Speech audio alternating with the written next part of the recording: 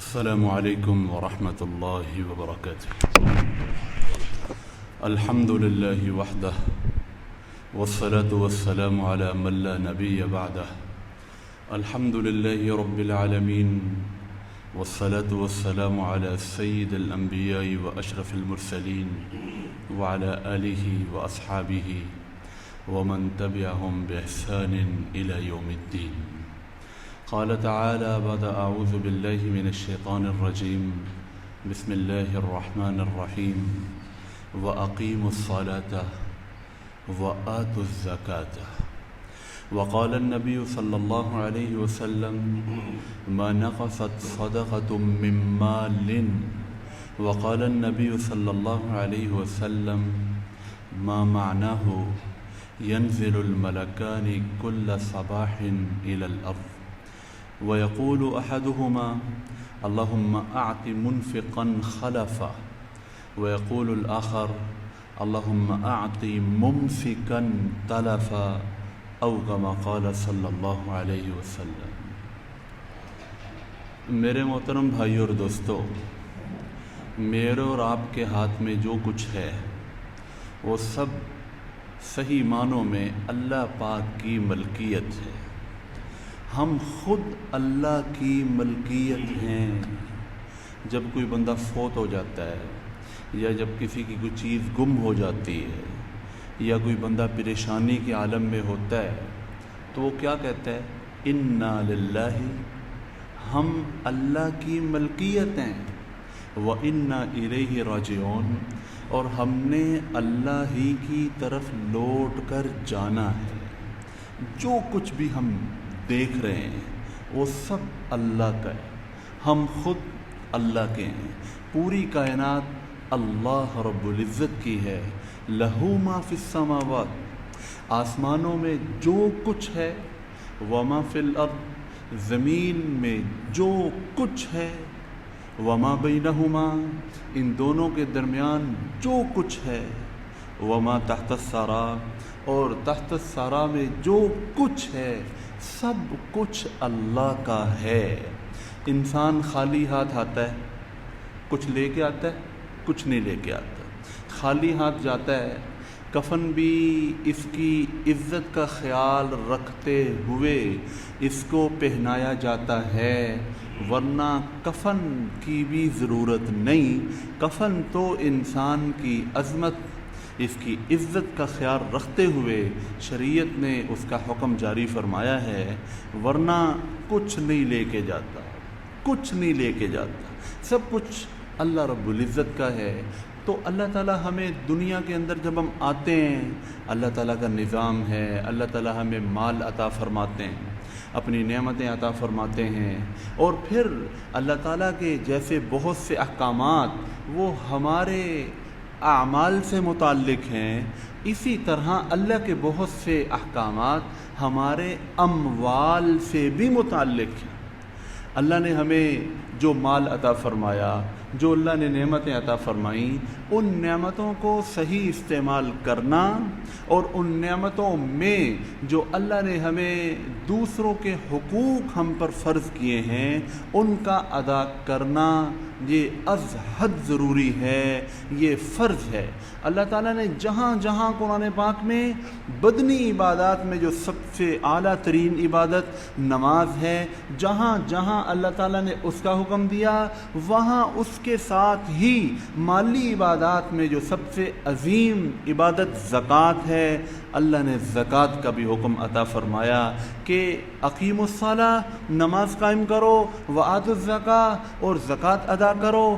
قرآن پاک کی پہلی صورت سورہ بقرہ، پہلی سب سے بڑی احکامات پر مشتمل صورت، اللہ تعالیٰ نے اس کے شروع میں ہی فرمایا الذین یقیمون الصلاۃ ومما رزقناہم ینفقون. ایمان والے اور تقوی والے، ہدایت والے اور کامیاب لوگ کون ہیں؟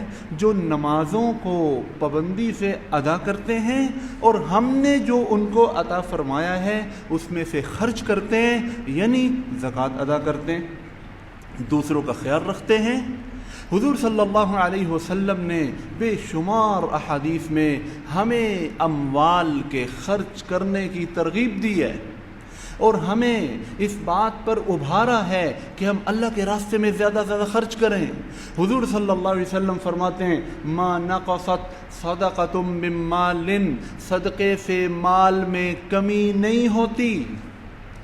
ہمیں تو یوں لگ رہا ہے 1000 روپیہ تھا، اس میں سے 100 روپیہ ہم نے صدقہ دے دیا، 900 رہ گیا، لیکن حضور صلی اللہ علیہ وسلم کی آنکھ سب سے بڑی، سب سے عقل مند، سب سے حکمت والی، سب سے گہری نظر والی، سب سے سمجھدار آنکھ وہ یہ دیکھ رہی ہے کہ مال کم نہیں ہوا۔ ہم کہہ رہے ہیں 100 کم ہوا، حضور صلی اللہ علیہ وسلم فرماتے ہیں نہیں، کچھ کم نہیں ہوا، اللہ ایسی برکت دے گا، کئی 100 اور عطا فرما دے گا۔ تم صرف اس 100 کو دیکھ رہے ہو کہ یہ گیا ہے، نظام تو اللہ کے ہاتھ میں ہے، وہ تمہارے مال میں کتنی برکت دے، کتنا تمہیں نعمتوں سے مالا مال فرمائے، وہ تو اللہ ہی جانتا ہے۔ ما نقصت صدقۃ من مال، صدقے سے مال میں کمی نہیں ہوتی۔ حضور صلی اللہ علیہ وسلم فرماتے ہیں کہ روزانہ صبح کے وقت آسمان سے 2 فرشتے نازل ہوتے ہیں اور وہ دعا مانگتے ہیں۔ ایک فرشتہ دعا مانگتا ہے اللہم اعط منفقا خلفا، یا اللہ جو تیرے راستے میں خرچ کرنے والا ہے، جو تیرے راستے میں غریبوں کو دیتا ہے، یتیموں کا سہارا بنتا ہے، بیواؤں کی محتاجگی دور کرتا ہے، یا اللہ اس کو اور نعم البدل عطا فرما، اس کے مال میں برکت عطا فرما، اس کے مال کو بڑھا دے۔ اور دوسرا فرشتہ دعا مانگتا ہے اللہم اعط ممسکا تلفا، یا اللہ جو اپنے مال کو جوڑ جوڑ کے رکھتا ہے، جو اپنے مال کو خرچ نہیں کرتا، جو مال کو خرچ کرنے کا حوصلہ نہیں کرتا، اس کو تو اس کے مال کو تباہ کر دے، اس کے مال میں تو بے برکتی ڈال دے، اس کے مال کو ہلاک کر دے۔ فرشتے روزانہ صبح اٹھ کے یہ دعا مانگتے ہیں۔ جب اب صبح اٹھتے ہیں تو فرشتے زمین پر اترتے ہیں اور یہ دعا مانگتے ہیں۔ تو میرے محترم بھائی اور دوستو، اللہ کے راستے میں خرچ کرنا بہت بڑی صفت ہے، بہت بڑی صفت ہے۔ امام شافعی رحمۃ اللہ علیہ کے اشعار ہیں۔ امام شافعی رحمۃ اللہ علیہ فرماتے ہیں وَكَمْ عَيْبٍ يُغَطِّيهِ السَّخَاءُ، سخی آدمی کی سخاوت اس کے تمام عیوب پر پردہ ڈال دیتی ہے۔ جو بندہ سخاوت کرنے والا ہوتا ہے، جو بندہ لوگوں کا خیال رکھنے والا ہوتا ہے، اس کی محبت لوگوں کے دل میں ایسی پیدا ہوتی ہے کہ لوگوں کو اس کے عیب نظر نہیں آتے۔ حضور صلی اللہ علیہ وسلم فرماتے ہیں السخی قریب من اللہ، اللہ کے راستے میں خرچ کرنے والا اللہ کے بھی قریب ہے، وقریب من الجنہ، جنت کے بھی قریب ہے، وقریب من الناس، لوگوں کے بھی قریب ہے، وبعید عن النار، اور دوزخ سے دور ہے۔ اور جو بخیل ہے اس کے بارے میں آقا علیہ السلام فرماتے ہیں بعید من اللہ، اللہ سے دور ہے، بعید عن الجنہ، جنت سے دور ہے، بعید عن الناس، لوگوں سے دور ہے، وقریب من النار، اور دوزخ کے قریب ہے۔ حضور صلی اللہ علیہ وسلم نے ارشاد فرمایا سخاوت جنت کا ایک درخت ہے، جو سخاوت کو لازم پکڑتا ہے، اللہ کے راستے میں خرچ کرنے کو لازم پکڑتا ہے، وہ اس طرح جس طرح اس نے اس درخت کی شاخوں کو پکڑ لیا۔ یعنی جنت کے ایک درخت کی شاخوں کو پکڑ لیا، مطلب یہ ہے کہ جنت میں پہنچ گیا۔ تو میرے محترم بھائی اور دوستو، اللہ کے راستے میں خرچ کرنے کے بہت فضائل ہیں۔ ایک حدیث میں آتا ہے، سیدنا ابو ہریرہ رضی اللہ تعالیٰ عنہ فرماتے ہیں ایک آدمی جنگل بیابان سے گزر رہا تھا، اس نے ایک چھوٹا سا بادل دیکھا، اس بادل کو ایک آواز ملی، اس نے دیکھا کہ بادل کو ایک آواز ہے، اس نے سنا، اس بادل کو یہ احکامات جاری کیے گئے، اس بادل کو یہ آرڈر کیا گیا کہ فلاں بندے کی زمین پر جا کے برس۔ وہ بندہ بڑا حیران ہوا کہ یہاں تو جنگل ہے، کوئی دور دور تک ہمیں کوئی زمین، کوئی کھیتی باڑی، کوئی کسی کی کاشت کی ہوئی چیز نظر نہیں آ رہی۔ وہ اس جستجو میں اس بادل کے پیچھے پیچھے چلا گیا۔ اب وہ بادل کے پیچھے پیچھے جا رہا ہے، اللہ نے ہمیں بتانا تھا، ہمیں سمجھانا تھا۔ وہ بادل کے پیچھے پیچھے جا رہا ہے اور وہ بادل آگے جا کے ایک پتھریلی زمین پہ برسا اور خوب برسا۔ پتھریلی زمین پہ وہ برستا رہا. اس پتھریلی زمین کی بغل سے ایک چھوٹی سی نہر، ایک چھوٹا سا نالا، وہ ایک طرف کو چل پڑا. یہ بندہ اس کے پیچھے پیچھے چلا گیا، اور جب یہ اس کے پیچھے پیچھے گیا تو دیکھا کہ کافی فاصلے پر ایک آدمی وہ اپنی زمین پر اپنی کیاریوں کو ٹھیک کر رہا ہے، اپنی بیلچا لے کر اپنی زمین کو ٹھیک کر رہا ہے، اس کی دیکھ بھال کر رہا ہے. تو پانی جا کے اس کی زمین کو سیراب کر گیا. تو اس نے جا کے اس کا نام لے کے کہا کہ فلاں. اس نے کہا تجھے میرا نام کیسے معلوم ہے؟ اس نے کہا مجھے آپ کا نام اس طرح معلوم ہے کہ میں فلاں جگہ آ رہا تھا تو میں نے بادل میں سے آواز سنی کہ بادل کو یہ کہا جا رہا ہے کہ فلاں بندے کی زمین پر جا کے برس. تو مجھے جستجو ہوئی کہ میں دیکھوں کہ یہ کون اللہ کا بندہ ہے کہ جس کی زمین پر برسنے کے لیے بادل کو اللہ کا حکم جاری ہو رہا ہے. تو مجھے تمہارے نام کا اس وقت پتہ لگا. تمہاری زمین پر یہ آ کے بادل برسا اور کسی کی زمین پر نہیں برسا، اس کی وجہ کیا ہے؟ اس نے کہا میں کسی کو بتاتا تو نہیں ہوں، لیکن تمہارے اوپر اللہ نے یہ کھول دیا ہے، میں اب تمہیں بتا دیتا ہوں. میری جب بھی زمین فصل تیار ہوتی ہے تو میں اس میں سب سے پہلے 1/3 اللہ کے نام پر غریبوں اور فقیروں میں تقسیم کر دیتا ہوں، اور 1/3 وہ اپنے گھر والوں پر خرچ کرنے کے لیے رکھ لیتا ہوں، اور 1/3 وہ اسی زمین پر دوبارہ خرچ کرنے کے لیے رکھ لیتا ہوں. اللہ کو میری یہ ادا اتنی پسند ہے کہ چونکہ میں نے 1/3 اپنے مال میں سے حصہ اللہ تعالیٰ کا مقرر فرمایا ہوا ہے، لہٰذا میں جب اپنی زمین پر جو ہے وہ محنت کرتا ہوں، ریاض کرتا ہوں، تو میں اللہ تعالیٰ سے دعا مانگتا ہوں یا اللہ اس زمین میں تیرا بھی حصہ ہے، میں نے اپنے حصے کا کام کر لیا، پانی لگانا تیرا کام ہے. تو اللہ تعالیٰ بادل کو بھیجتے ہیں اور وہ میری زمین کو سیراب کر دیتے ہیں. حالانکہ میری زمین تک نہ کوئی نہر آتی ہے نہ کوئی، لیکن اللہ بادل بھیجتے ہیں، وہ اکیلا بادل آتا ہے آ کے میری زمین کو سیراب کر کے چلا جاتا ہے. اللہ کے نام پر خرچ کرنے کا بہت ثواب ہے. 1 روپے کے خرچ کرنے پر اللہ لاکھوں روپے عطا فرماتے ہیں، لاکھوں نیکیاں اللہ تعالیٰ عطا فرماتے ہیں. لیکن یہ یقین کی بات ہے. ایک حدیث میں آتا ہے، عجیب حدیث ہے، کہ جب کوئی بندہ نیکی کے کام میں پیسہ خرچ کرنے کا ارادہ کرتا ہے، صدقہ نکالنے کا ارادہ کرتا ہے، 70 شیاطین اس کے پیچھے پڑ جاتے ہیں اور اس کو اس کی ضروریات بڑی کر کر کے دکھاتے ہیں کہ اگر تو نے یہاں صدقہ کیا، اگر تو نے مال یہاں خرچ کیا، تیرے بچوں کی فیس، بجلی کے بل، تیرا قرضہ، اس کی ضروریات کو بڑا کر کر کے دکھاتے ہیں اور اس کو صدقے سے باز رکھنے کی کوشش کرتے ہیں. 70 شیاطین اس کے ذہن کو الجھا کے رکھ دیتے ہیں. اور بڑی پیاری بات ارشاد فرمائی، اگر وہ بندہ ان شیاطین کے وسوسوں کو صرف نظر کر دیتا ہے اور وسوسوں کے باوجود ہمت کر کے اللہ کے راستے میں صدقہ دے دیتا ہے، تو گویا یہ ان 70 شیاطین کے جبڑوں کو توڑ کے رکھ دیتا ہے. تو شیطان وہ خرچ نہیں کرنے دیتا. اس کو پتہ ہے کہ اگر اس نے اللہ کے راستے میں خرچ کیا، یہ تو اللہ کے قریب ہو جائے گا. جن غریبوں پر خرچ کرے گا ان کی تو دعائیں اس کا بیڑا پار کر دیں گی، اس کے تو مال میں اور برکت ہو جائے گی.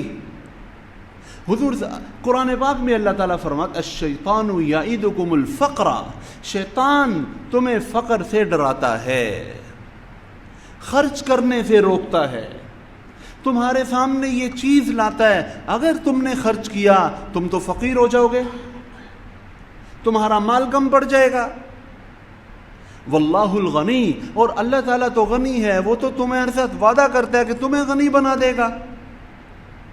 لہذا جو لوگ خرچ کرتے ہیں اللہ ان کے مال میں اور فراوانیاں عطا فرماتا ہے، اللہ ان کو اور برکتیں عطا فرماتا ہے. اور جو سنبھال کے رکھتے ہیں حتیٰ کہ زکوٰۃ بھی ادا نہیں کرتے، ان کا مال ان کے لیے وبال بن جاتا ہے۔ حضور صلی اللہ علیہ وسلم نے ارشاد فرمایا، جس بندے کے مال میں زکوٰۃ کا مال شامل ہو جائے وہ دوسرے مال کو بھی ہلاک کر دیتا ہے۔ کیا مطلب؟ یعنی کہ یا تو اس بندے نے زکوٰۃ ادا ہی نہیں کی، اور اگر زکوٰۃ ادا کی تو پوری نہیں کی۔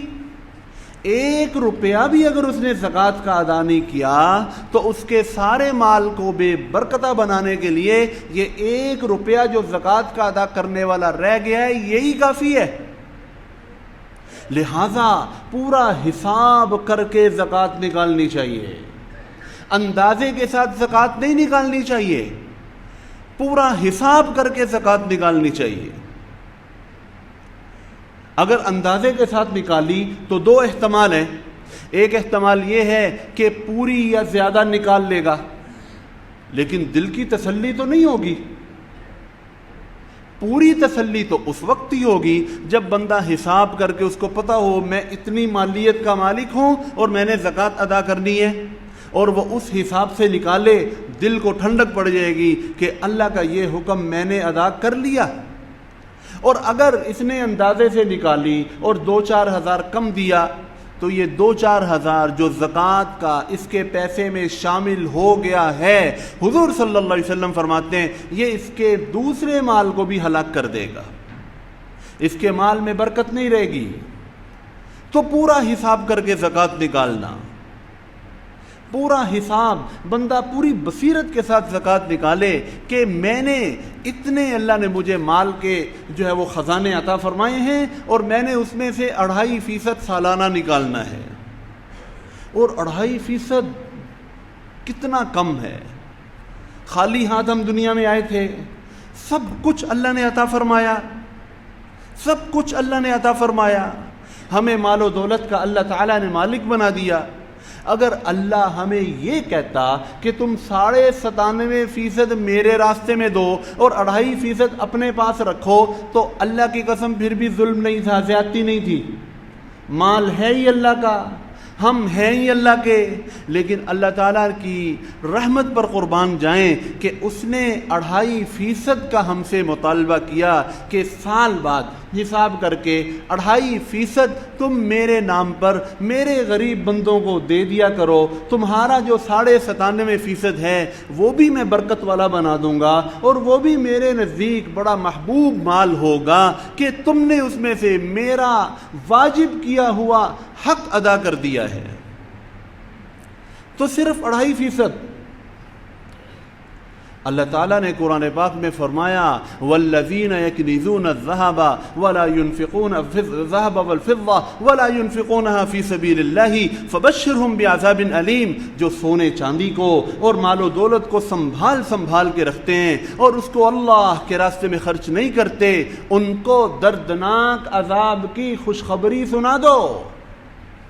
یوم یحمى علیہا فی نار جہنم فتقوی بہا جباہہم وجنوبہم وظہورہم، ان سونے چاندی اور ان مال و دولت کو جہنم کی آگ پر سینکا جائے گا، تپایا جائے گا، ان کے پترے بنا کر ان کو جہنم کی آگ پر تپایا جائے گا۔ فیقوی بہا جباہہم، پھر ان پتروں سے ان لوگوں کی پیشانیوں کو داغا جائے گا۔ وَظُهُورُهُمْ، ان کی کمروں کو داغا جائے گا۔ وَجُنُوبُهُمْ، ان کے پہلوؤں کو داغا جائے گا اور ان سے کہا جائے گا هَذَا مَا كَنَزْتُمْ لِأَنفُسِكُمْ، یہ وہی مال ہے جو تم نے جمع کر کے رکھا تھا اور اس میں تم نے زکوٰۃ ادا نہیں کی تھی، اللہ کا لازم واجب کیا ہوا حق ادا نہیں کیا تھا۔ فَذُوقُوا مَا كُنتُمْ تَكْنِزُونَ، مال کو جمع کرنے کا مزہ چکھو، مال کو جمع کرنے کا مزہ چکھو۔ کتنی بڑی وعید ہے، کتنی بڑی وعید ہے۔ حضور صلی اللہ علیہ وسلم ارشاد فرماتے ہیں کہ جو شخص اپنے مال کی زکوٰۃ ادا نہیں کرتا، اس کا مال قیامت والے دن ایک گنجے سانپ کی طرح شکل میں اس کی گردن میں لپیٹ دیا جائے۔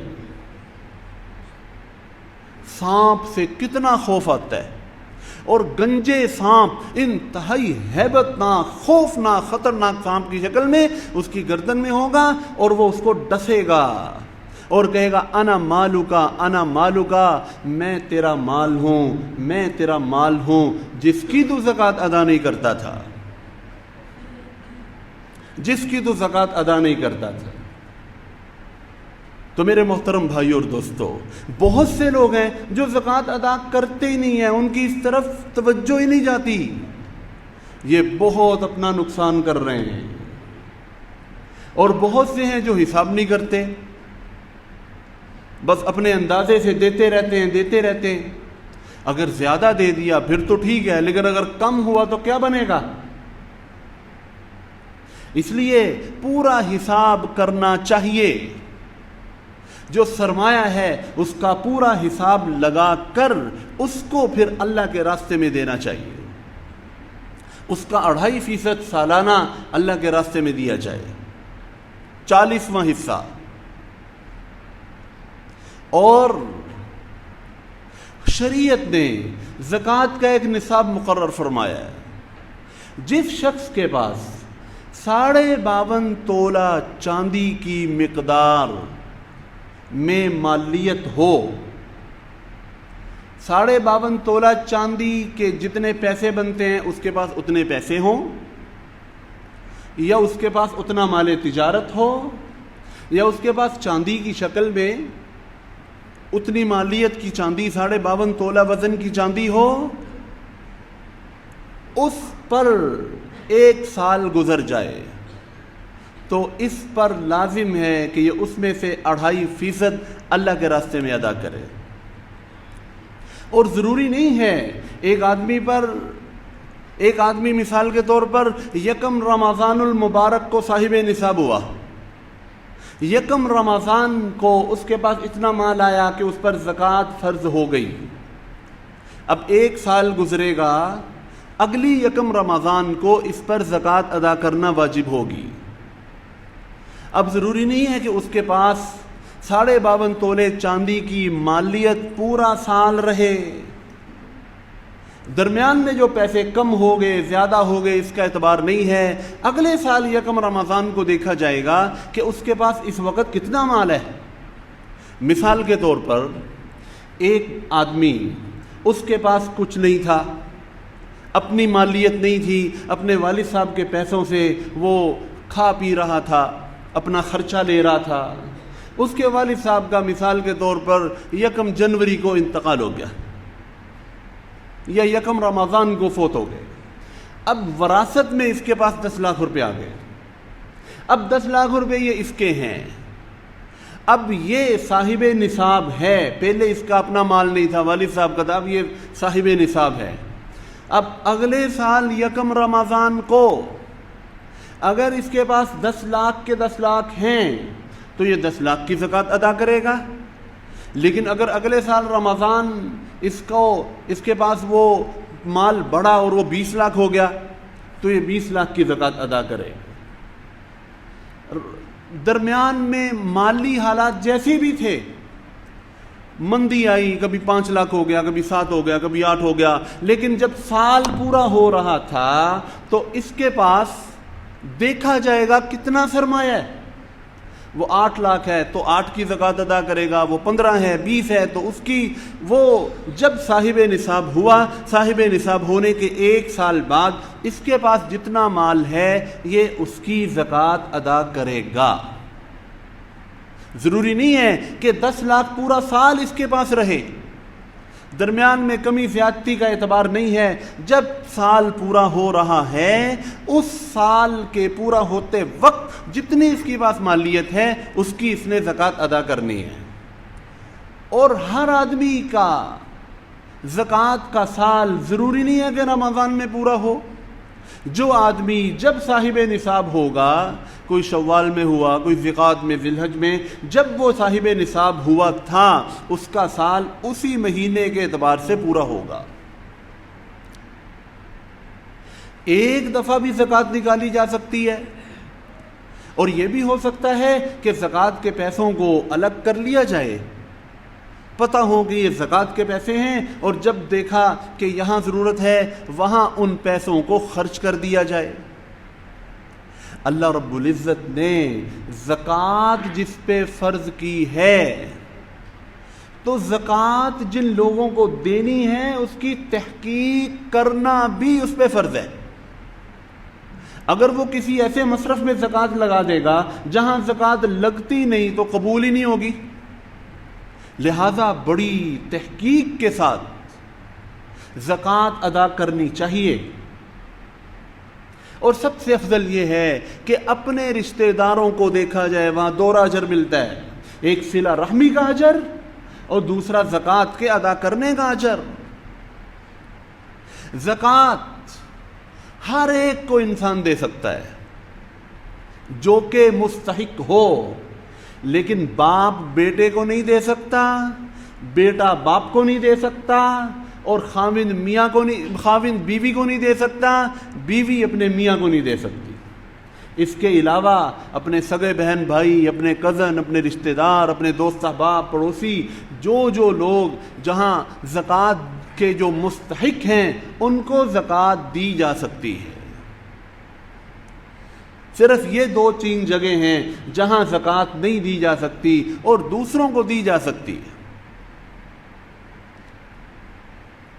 اور اگر ایک آدمی، اس کی فیکٹری ہے، فیکٹری میں جو خام مال پڑا ہوا ہے یا جو مال تیار ہو رہا ہے یا تیار ہو چکا ہے، اس پر زکوٰۃ واجب ہوگی، مشینری پر، اور جو گاڑیاں ہیں سامان لے جانے لانے والی ان پر، فیکٹری کی عمارت پر، یعنی کہ غیر منقولہ جائیداد جو ہے، جو منجمد اس کی جائیداد ہے، ان پر زکوٰۃ نہیں آئے گی۔ باقی جو اس میں مال تیار ہو رہا ہے، جو خام مال پڑا ہوا ہے، اس پر زکوٰۃ واجب ہوگی۔ ایک آدمی اپنی دکان کی زکوٰۃ نکالنا چاہتا ہے، وہ کیسے حساب کرے گا؟ وہ خرید ریٹ پر زکوٰۃ نہیں نکالے گا کہ جی میرے پاس جو مال ہے وہ 10 لاکھ روپے کا میں نے خریدا ہے، وہ 10 لاکھ کی زکوٰۃ، وہ 10 لاکھ روپے کی زکوٰۃ نہیں نکالے گا، وہ فروخت ریٹ پر زکوٰۃ نکالے گا۔ لیکن فروخت ریٹ 2 طرح کا ہوتا ہے، ایک تو یہ ہے کہ ایک گاہک آیا اس کو دے رہا ہے، وہ فروخت ریٹ یوں طے کرے گا کہ اگر میرے پاس 10 لاکھ روپے کا مال ہے، ایک ہی بندہ آ کے سارا مال خریدتا ہے تو میں اس کو کتنے کا دوں گا؟ یک مشت کوئی بندہ مجھ سے ساری دکان کا مال خریدتا ہے تو میں اس کو ہول سیل ریٹ پر، چونکہ وہ سارا مال لے رہا ہے، کتنے میں دوں گا؟ وہ اتنے پیسوں کی زکوٰۃ نکالے گا۔ اب ایک بندہ پرچون کا کام کر رہا ہے، 10 لاکھ روپے سے کام کر رہا ہے، وہ پرچون کے حساب سے بیچے گا، 10 لاکھ کا مال تو 13-14 لاکھ میں بیچ دے گا۔ لیکن ایک آدمی آتا ہے، ہوگا تو میں تیری ساری دکان خریدتا ہوں، بتا مجھے کتنے کی دے گا؟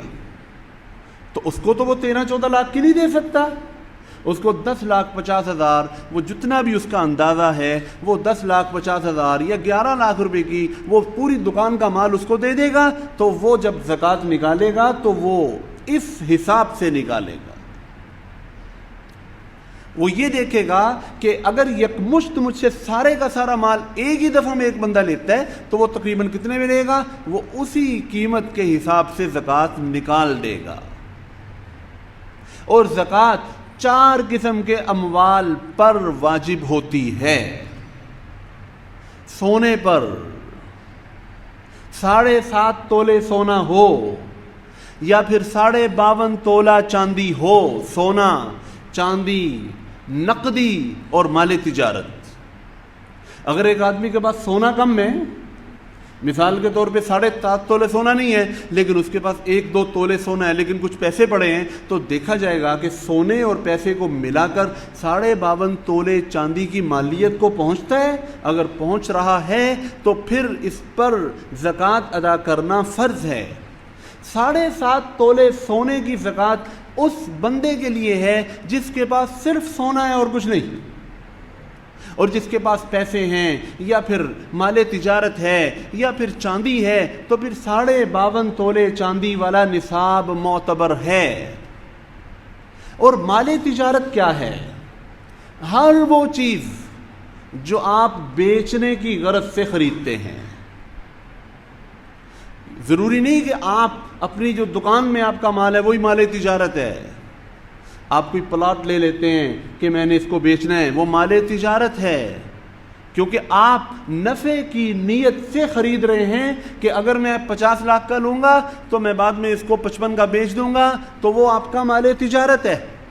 آپ گاڑی اس نیت سے خریدتے ہیں کہ میں نے اس کو تھوڑی سی کمائی کے ساتھ بیچنا ہے، وہ آپ کا مال تجارت ہے. البتہ آپ نے ایک پلاٹ لیا اور آپ نے وہ اس نیت سے لیا کہ یہ میں لے لیتا ہوں اور میں یا تو کسی کو اس میں رہنے کے لیے کرائے پہ دے دوں گا یا میں بعد میں خود اس پہ رہائش کر لوں گا. یعنی آپ متذبذب ہیں، آپ کی یہ نیت خالصتاً نہیں ہے کہ میں نے اس پلاٹ کو بیچنا ہی ہے. آپ کہیں یا تو میں رکھ لوں گا یا میرے بچوں کے کام آ جائے گا، تو اس پر زکوٰۃ واجب نہیں ہے، وہ مال تجارت نہیں ہے. اور اگر بعد میں آپ کا بیچنے کا ارادہ بن جاتا ہے تو بیچ کر جو اس کے پیسے ہوں گے ان کو آپ زکوٰۃ میں شامل کریں گے. چونکہ آپ نے بیچنے کی نیت سے وہ پلاٹ نہیں لیا، اس لیے آپ پر اس کی زکوٰۃ واجب نہیں ہے. تو میرے بھائیو اور دوستو، چونکہ اکثر لوگ ان مہینوں میں، شعبان میں، رمضان میں زکوٰۃ نکالتے ہیں تو پورا حساب کر کے، پوری تحقیق کر کے پھر نکالی جائے، تاکہ اللہ کا حکم وہ پوری طرح پر پورا ہو، اس میں کسی قسم کی کمی بیشی نہ رہ جائے. اگر کسی نے پچھلے سالوں کی زکوٰۃ ادا نہیں کی، اس پر وہ بھی ادا کرنا فرض ہے. اللہ تعالی ہم سب کو جتنے بھی اللہ کے احکامات ہیں ان پہ عمل پیرا ہونے کی توفیق عطا فرمائے. وآخر دعوانا الحمدللہ.